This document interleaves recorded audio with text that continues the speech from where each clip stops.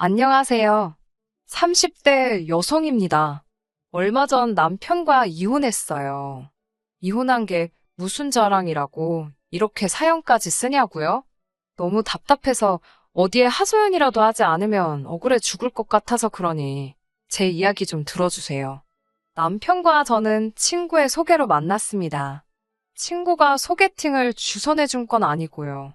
정확히 말하자면 친구의 생일 파티에서 만났습니다.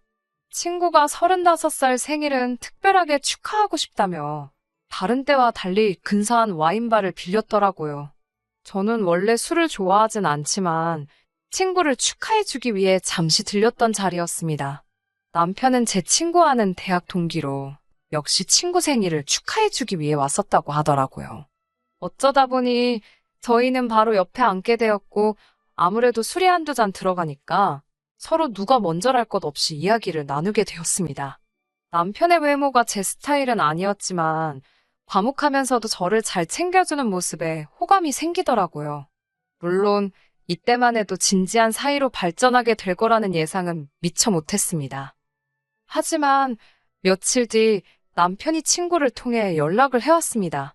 신뢰가 되지 않는다면 이번엔 말짱한 정신으로 저를 만나보고 싶다고 하더라고요. 남편의 적극적인 태도에 저도 못 이기는 척 남편을 한 번 더 만나보게 되었어요. 그날 이후로 저희는 오래 지나지 않아 연인 사이로 발전하게 되었습니다. 성향이 잘 맞았던 덕분인지 저희는 사귀는 동안 크게 다투는 일이 없었고 스트레스를 받지 않으니 함께 있는 시간이 편하다고 느껴졌습니다. 결혼하는 게 당연하다고 느껴지던 무렵 남편이 프로포즈를 해왔고 그렇게 양쪽 집안 부모님들의 축하 속에서 결혼을 하게 되었습니다. 하지만 결혼 생활은 두 사람만 좋아서 되는 게 아니라는 걸 살아보니까 알겠더라고요. 저희 둘만의 결혼 생활은 대체적으로 무난하고 즐거운 편이었습니다. 저는 남들이 이름만 들으면 알 법한 안정적인 회사를 다니는 직장인이었고 남편 역시 본인이 좋아하는 일을 하며 돈을 벌고 있었어요. 벌이에 있어서 약간의 차이가 있기는 했지만 서로 크게 개의치는 않았습니다. 결혼할 때부터 경제적인 부분에 있어서는 터놓고 이야기를 나눴었기에 제 입장에서는 제가 손해본다고 생각할 이유가 없었고 남편 입장에서는 쓸데없는 자격지심을 느낄 이유가 없었지요. 그런 저희가 다투게 되는 경우가 종종 있었는데 그건 바로 시아버지 때문이었습니다. 저희 시아버지가 그토록 괴팍한 분인 줄 진즉에 알았다면 결혼을 다시 생각해봤을지도 모르겠다고 생각했을 만큼 정말 받아주기 힘든 분입니다. 그런 생각까지 했던 건 무서웠거든요. 언젠가 나중에 내 남편도 이렇게 변하면 어쩌지라는 생각이 들었으니까요. 제 입장에서는 결혼 전에 시부모님 성격을 파악할 충분한 시간이 없었습니다. 그도 그럴 것이 본격적으로 결혼 이야기가 나오고서야 왕래를 시작했으니까요. 인사드리러 간 날 한 번, 상견례 자리에서 한 번, 그리고 식장에서 한 번, 총 3번을 본 게 전부입니다. 그때마다 아버님은 별 말씀이 없으셨는데 저는 아버님이 남편처럼 과묵한 성격을 가지셨기 때문이라고 생각했어요. 나중에 듣기로는 그때마다 뭔가 마음에 안 드시는 게 있어서 삐져 계셨던 거지만요. 그나마 남편과 어머님이 아들 장가 보내야 하지 않겠냐며 사정사정해서 달래놓으셨던 거랍니다. 이 얘기를 들었을 때 사기 결혼을 당한 심정이었네요.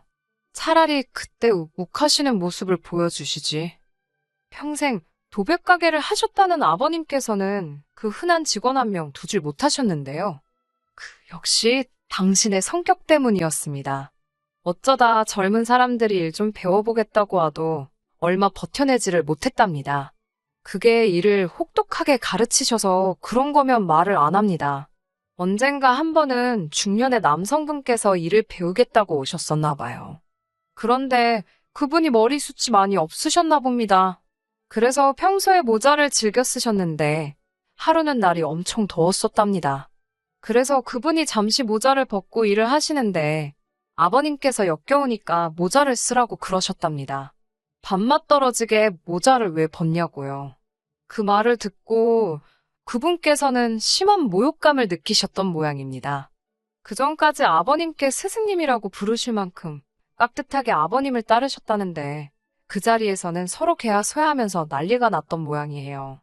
결국 두 분이서 주먹다짐을 하시고 경찰서까지 다녀오셨답니다.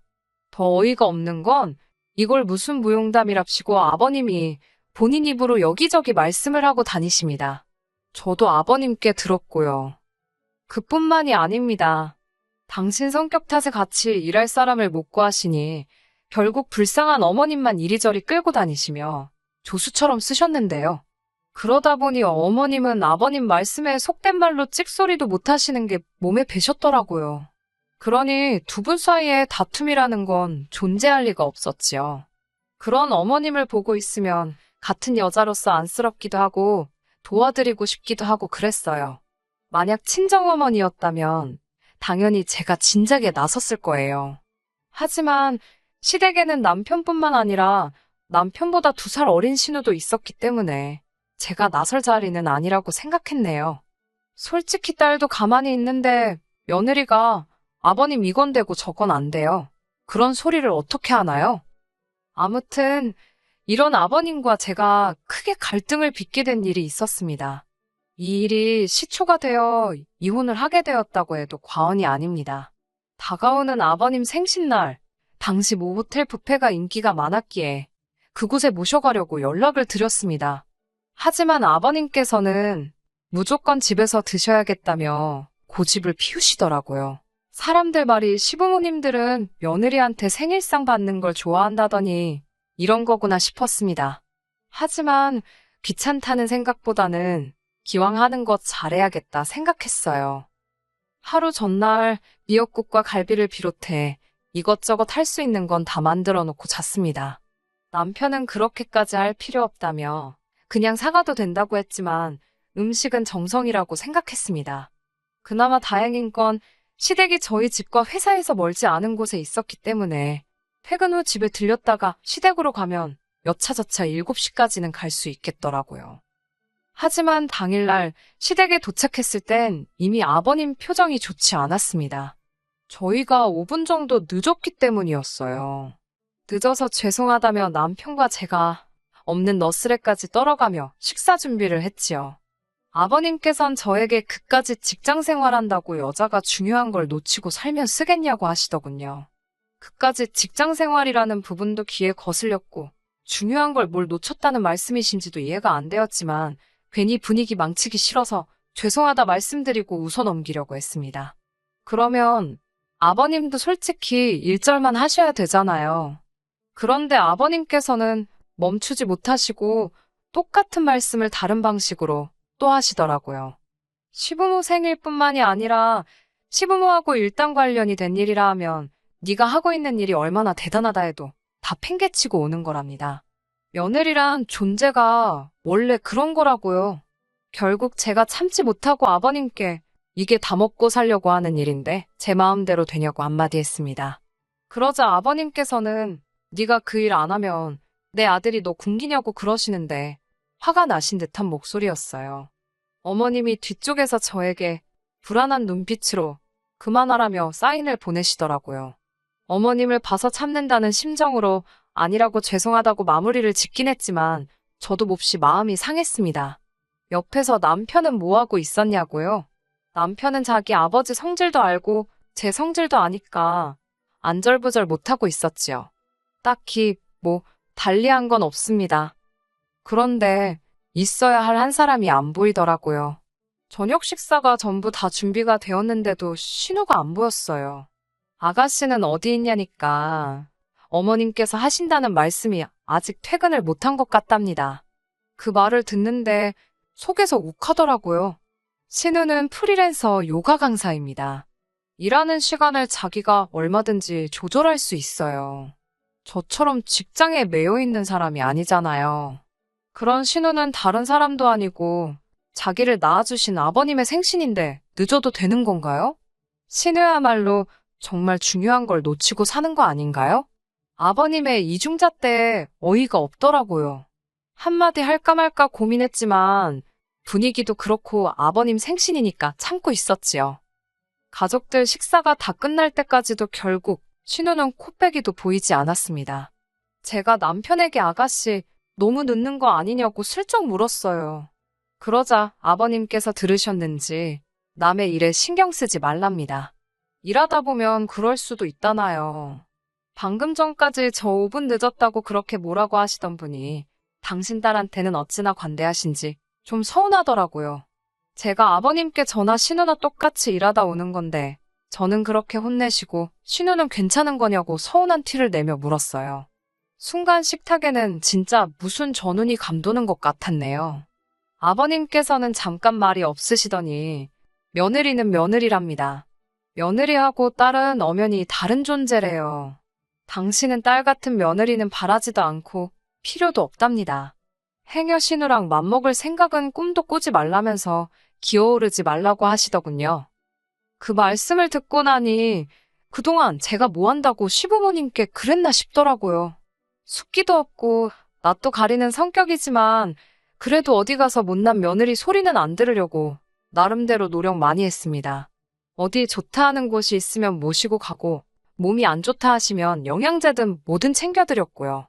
안부 전화도 자주 드렸고 이번 생신 때도 음식 하나 사지 않고 밤을 새워서 정성으로 만들었는데 기어오르지 말라는 소리나 듣고 있는 제 자신이 정말 한심하더라고요. 남편도 옆에서 아버지는 무슨 말씀을 그렇게 하시냐면서 중재에 나섰지만 이미 엎질러진 물이었어요. 저는 큰 충격을 받았지만 일단 알겠다고 했습니다. 아버님이 원하시는 게 그거라면 그렇게 하겠다고요. 냉랭해진 식사 자리를 정리하고 있는데 현관문이 열리면서 신우가 들어왔습니다. 신우는 아버님 생신인 건 아는지 모르는지 빈손으로 와서는 배고프다며 씻으러 들어가더라고요. 여담이지만 케이크는 아가씨가 챙길 줄 알고 저희가 안 챙겼거든요. 아무튼 마음이 상할 대로 상한 제가 집에 가려고 짐을 챙기고 있는데 아버님이 부엌 가서 저녁 차리랍니다. 당신 딸이 지금 배고프다고 하는 거 못 들었냐고요. 그래서 아버님이 차려주시라고 그랬어요. 며느리가 신우 밥 차려주는 사람이냐고요. 그러자 남편이 자기가 차린다며 부엌으로 들어가더라고요. 밥을 차리고 나온 남편과 거실에 앉아 TV를 보고 있었습니다. 그런데 이번엔 대뜸 아버님께서 저더러 화장실 앞에 양말 안 보이냐고 언제까지 안 치울 거냐고 화를 내시더라고요. 시부모 집이 지저분하면 치우는 건 며느리가 할 일이 맞지 않냐면서요. 보니까 신우가 씻으러 들어가면서 뒤집어 벗어놓은 양말이었습니다. 제가 아가씨가 벗어놓은 양말까지 치워야 하냐고 아가씨 다 씻고 나오면 아가씨더러 치우라고 한다 했습니다. 그러자 아버님께서는 그 양말을 집어다 저한테 던지셨어요. 치우라면 치우지 말도 많다면서요. 어이가 없어서 말도 안 나오더라고요. 잠깐 아버님을 쳐다보곤 제 가방만 챙겨들고 그냥 그 집에서 나왔습니다. 남편도 곧이어 저를 뒤따라 나오더라고요. 집으로 오는 길에 아버님께 수차례 전화가 걸려왔지만 하나도 받지 않았어요. 남편은 아버님 대신 자기가 사과한다면서도 앞으로 계속 이렇게 지낼 수는 없지 않냐면서 내일이나 내일 모레쯤 먼저 전화를 드리랍니다. 대신 앞으로 자기가 처갓집에 정말 잘하겠다면서요. 어이가 없었지요. 어디 비교할 때다 해야지. 제가 말 같지도 않은 소리 하지도 말라고 그냥 당신은 앞으로 당신 집에 잘하고 나는 내 집에 잘하고 그렇게 살자 했습니다. 그러자 고작 남편이 한다는 소리가 그럼 양쪽 집안 어른들 용돈은 어떻게 할 거냐고 묻더라고요. 친정은 내가 챙길 테니 시댁은 당신이 챙기라 했습니다. 공동으로 먹고 쓰는 거 외엔 서로 일체 간섭하지 말자고요. 그 이후로 어머님께 몇 차례 전화가 걸려왔습니다. 어머님과는 두어 번 정도 통화를 했어요. 남편과 별반 다르지 않은 이야기를 하시더군요. 나이든 사람이다. 평생을 저렇게 살았는데 어떻게 하겠냐. 우리가 맞춰줘야 한다. 그런 말씀이었지요. 나쁜 사람은 아닌데 한 번씩 욱해서 저런다며 저더러 이해하랍니다. 그러면서 저더러 그거 밥 좀 차리고 양말 좀 치우는 게 뭐가 어렵냐고 그러셨습니다. 밥을 새로 하라는 것도 아니었다. 양말을 손으로 빨라는 것도 아니었다. 밥이랑 반찬 다 냉장고에 있는 거 꺼내주기만 하면 되고 양말은 집어다 세탁기에 넣어주기만 하면 되는 걸 왜 시아버지랑 기싸움을 하냐면서 저도 잘한 거 하나 없답니다. 솔직히 처음에는 그래도 어머님은 저를 이해해 주시는가 싶어 마음이 살짝 풀어질 뻔 했는데 듣다 보니 결국은 숙이고 들어오라는 소리셨어요. 그 이후로는 어머님과도 통화하지 않았습니다. 그 이후로 남편과 저희 관계는 급속도로 악화되었습니다. 남편은 나이든 아버님한테 젊은 제가 한 번 져주는 게 뭐가 그렇게 힘든 일인지 이해를 못하겠다며 계속해서 저를 탓했어요. 반면에 저는 남편이 제 입장을 대변해 주길 바랬거든요. 다른 걸 다 떠나서 양말을 던지신 일만이라도 사과를 받았으면 좋겠더라고요. 양말에 맞아봤자 아프면 얼마나 아프냐, 그런 문제가 아니잖아요. 신우가 신었던 양말을 저에게 집어던지셨다는 그 자체가 모욕적이었으니까요. 하지만 남편은 죽어도 저를 대신해 아버님께 그 이야기를 해줄 생각이 없는 눈치였습니다. 그렇다 보니 둘의 사이가 좋아질 수가 없었지요. 그래도 이혼을 못했던 이유는 글쎄요, 결혼한 지 얼마 되지도 않아서 실패했다는 걸 인정하고 싶지 않았던 것 같아요. 대학도 취업도 다 노력한 만큼 결과가 나왔었는데 결혼 생활만큼은 제 노력대로 안 된다는 현실을 받아들이기 힘들었어요. 그런 제가 완전히 이혼을 결심하게 된 건 몇 달 전 아버님이 병원에 입원하게 되시면서입니다. 아버님께서는 도배 가게를 폐업하신 후 이따금씩 일용 근로자로 건설 일을 하셨는데요. 그날도 그 일을 나가셨다가 낙상사고를 당하셨답니다.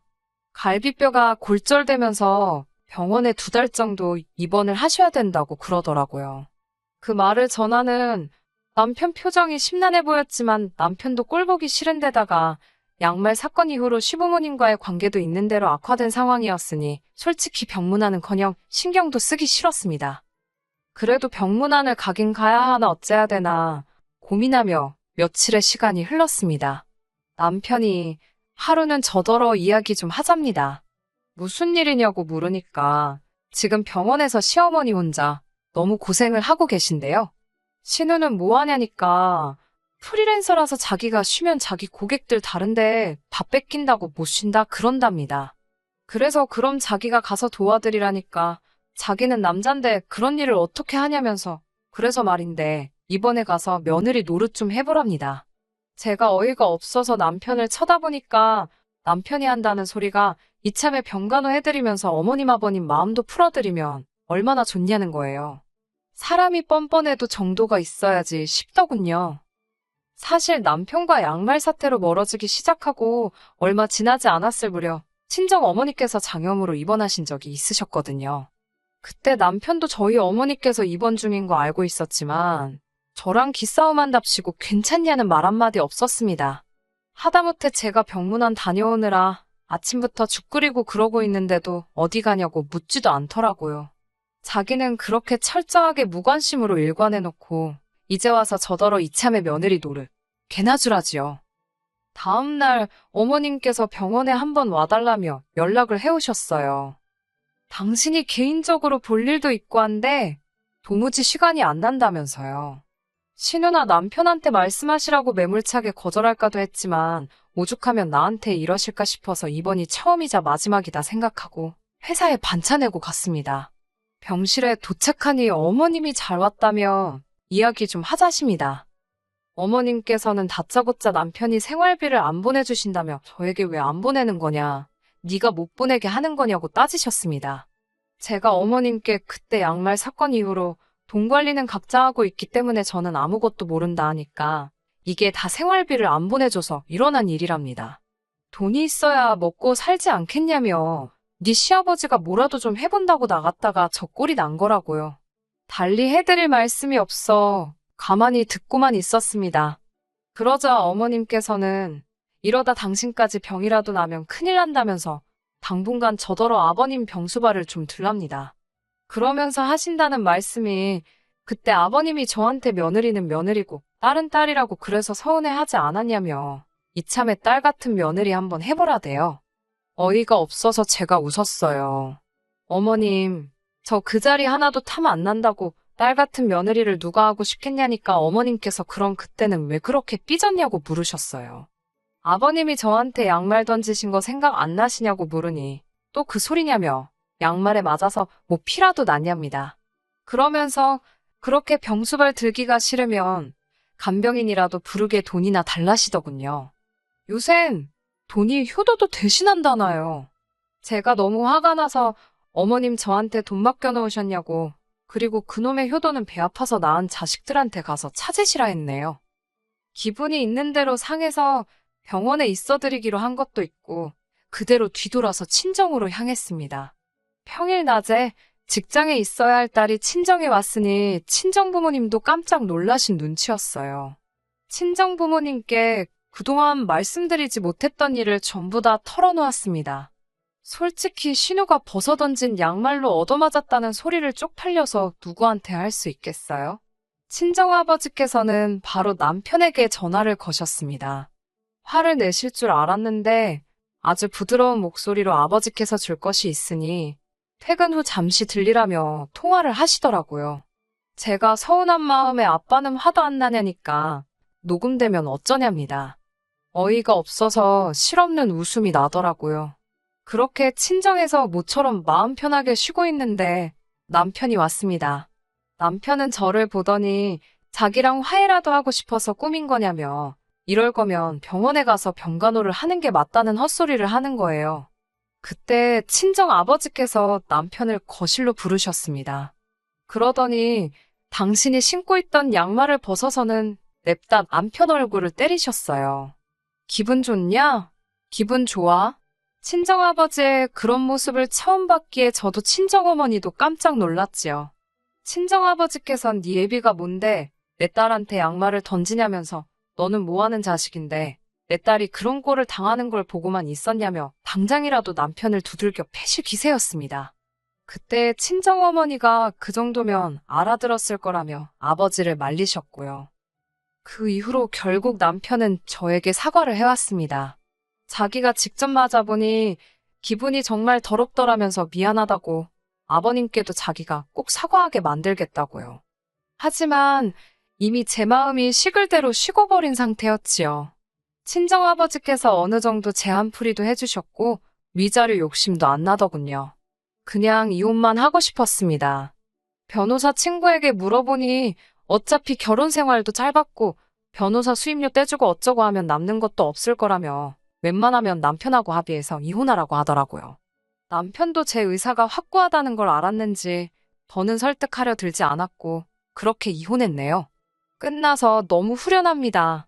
그 사이에 시아버지는 퇴원하셨고 뭐 그쪽 집에서는 며느리 하나 잘못 들어와서 집안 꼴이 어쨌네 저쨌네 말이 많은 것 같았지만 별로 신경 안 쓰이더라고요.